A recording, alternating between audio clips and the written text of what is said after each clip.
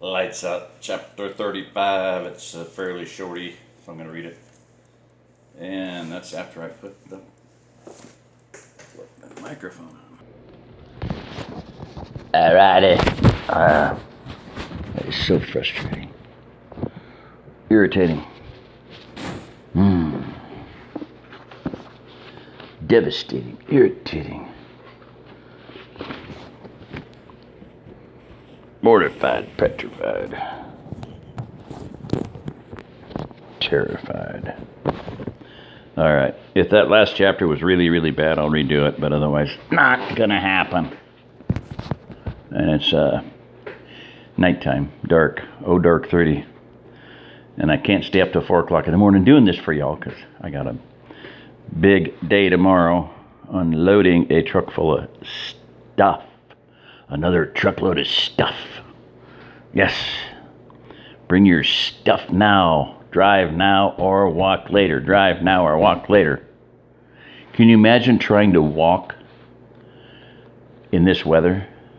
I mean, they brought it with them. It's not my fault. It's not Missouri's fault. It's not the OzArk Plateau's fault. It came from Illinois. No.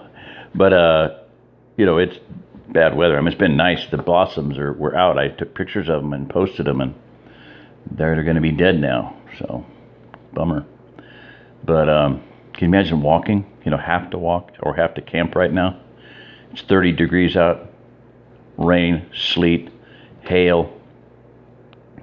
Can you imagine walking in that, people? Think about it. It's not even wintertime. It's springtime. Freezing rain. Grand solar minimum much? As Diamond says on Oppenheimer Ranch Project. If you have not come across the idea, the concept of grand solar minimum, I'm telling you, look it up, do some research on it. We are going into a grand solar minimum. We're going to have apparently a mini ice age. That's the word. So don't be like me and listen to it, listen about it, read books about it 5, 6, 7 years ago and not pay any attention to them. Can you say stupid? Yeah. Oh, it was science fiction, It's just a science fiction story. No, 90% of science fiction is based on real science. Those guys, the problem is, here's the deal is, you're trained in science. Well, what kind of money can you make doing science? Fair to middling. Pretty much pitiful.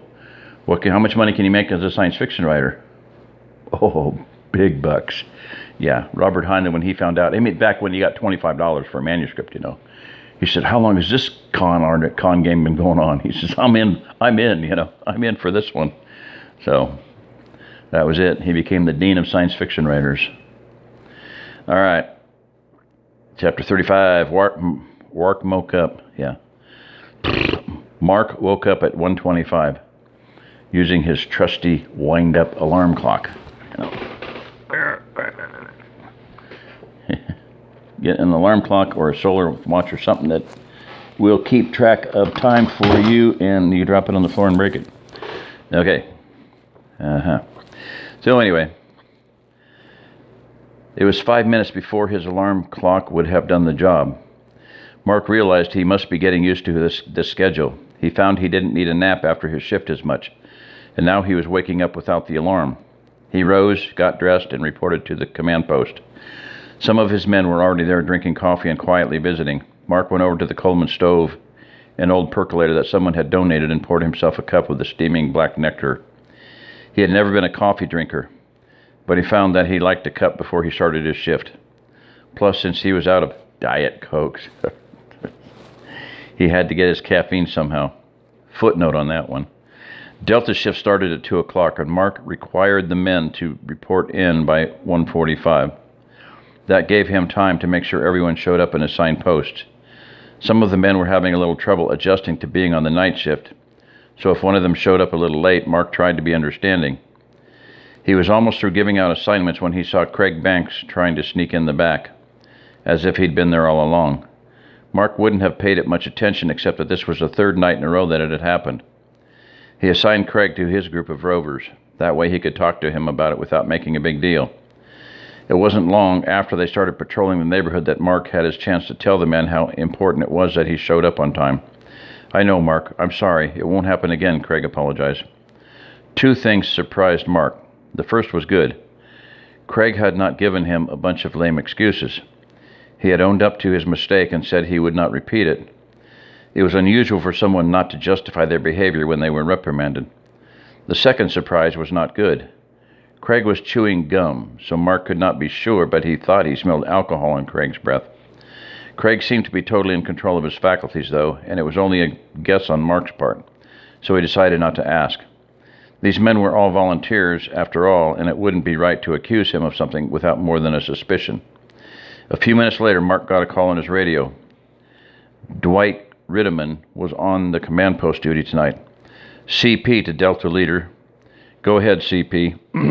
"OP reports 8 to 10 men approaching from the west. They are moving slowly and quietly. OP is unsure if they are armed or not.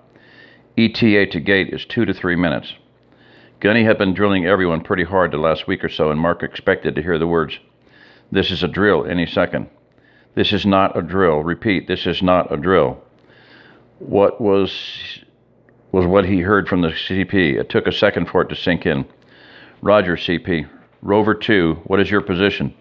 Mark's mind went into overdrive. They had practiced having only a couple of minutes warning, but never had anyone actually gotten so close without being seen or heard.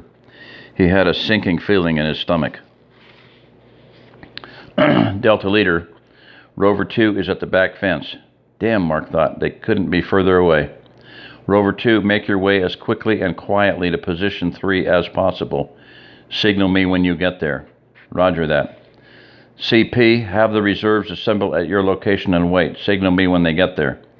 If you hear any gunshots, sound the warning horn. Also have the runner get gunny. I have a bad feeling about this." 10-4, Delta Leader.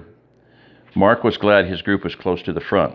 He turned to his men and told them to go to position 2. He would go to the gate foxhole they were now calling position 1. After the previous encounter, they had improved the system they used for the situation. There was now a second person in the command post to get the reserves up and wake up Gunny if necessary. The FRS radios had call tones built into them, and they had worked out a way to use those to let everyone know when a group was in position. They had drilled on this pretty hard, and everyone was getting pretty good at it during the drills. Mark prayed they didn't have to find out how good they were for real right now. He slipped down into the foxhole with the gate guards and looked to the west. He could just make out the shapes of men on the sides of the road. They were moving slowly and cautiously.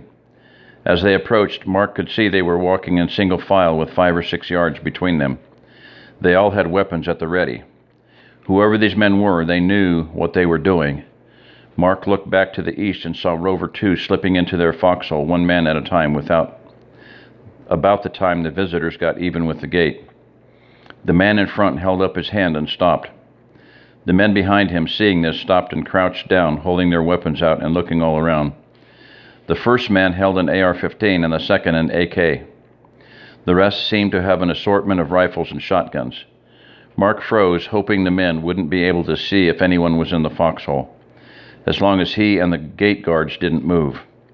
He turned the volume all the way down on his radio, as he knew that Rover 2 would be signaling him any second now.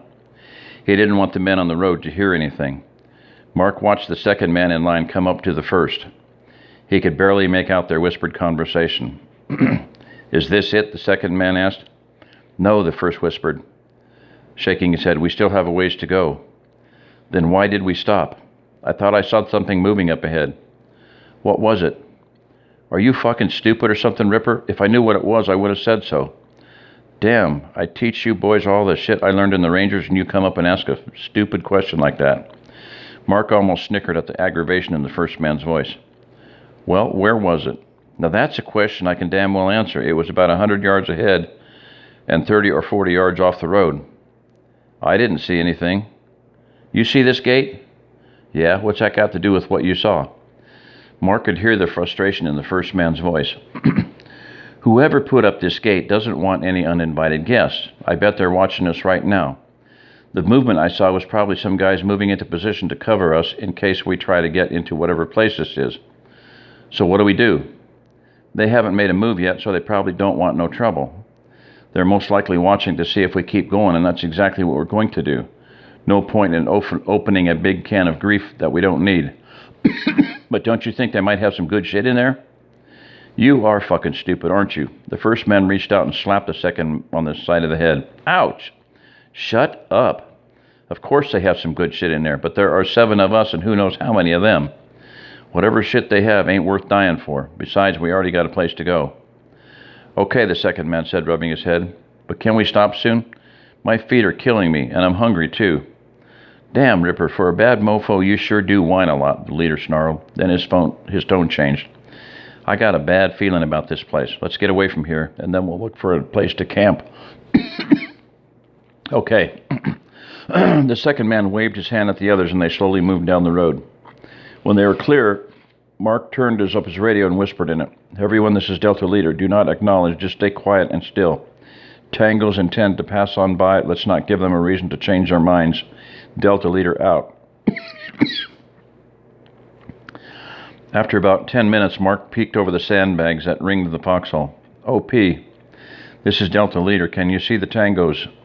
Mark whispered into the CB radio that was installed in the side of the foxhole. They passed out of sight a few minutes ago. It looked like they picked the pace up a little as they got past our eastern fence, the reply came back. Roger that. Mark switched back to the little FRS radio. With all of the security improvements they had made, they still didn't have enough radios to put everyone on the same frequency. Rover 2, resume your rounds. CP, is the old man there? Affirmative, Delta Leader. Tell him I'll be there in 5 minutes. He says you better shake your ass and be here in 3. Mark could hear the amusement in Dwight's voice. Roger that, he groaned. At least his feeling had been wrong. He was grateful for that, even though he still had it for some reason. Mark jogged over to the foxhole his men were in and had them follow him to the CP. When he got there, Gunny had 2 cups of hot coffee in his hand. He handed one to Mark.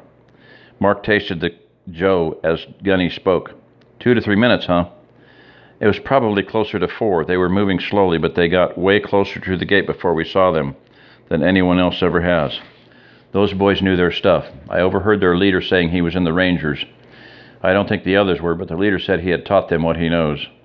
How did our guys do? Good. The drills have really made a difference. Rangers, huh? Those boys are pretty good. Not as good as Marines, but darn close. What else did they say? Mark gave Gunny the complete rundown of what he'd heard. Are you going to call the sheriff? Gunny said.